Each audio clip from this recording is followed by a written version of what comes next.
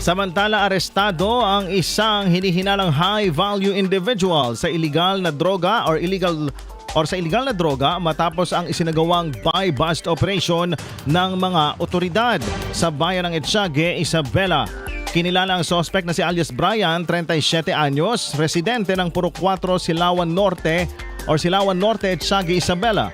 Isinagawa ang anti-illegal drug operation ng pinagsamang puwersa ng Isabela Police Provincial Office, katuwang ang Etiague Municipal Police Station at PIDEA Regional Office 2. Naaresto ang suspect sa loob ng compound ng St. Joseph, the Worker Parish Church sa Purok 1, Barangay Kabugao, Etiague, Isabela. Matapos bentahan umano ng isang sachet ng hinihinalang shabu ang undercover operative na nagpanggap na posture buyer kapalit ng 2,000 pesos buy-bust money.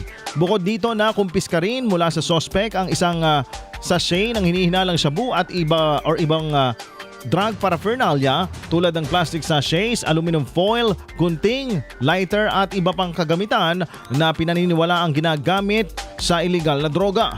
Na-recover din ng mga operatiba ang dalawang tunay na tig 1,000 pisong bill na ginamit bilang buy-bust money, cash, dalawang cellphone, driver's license, mga susi, pouch, belt bag at isang motorsiklo.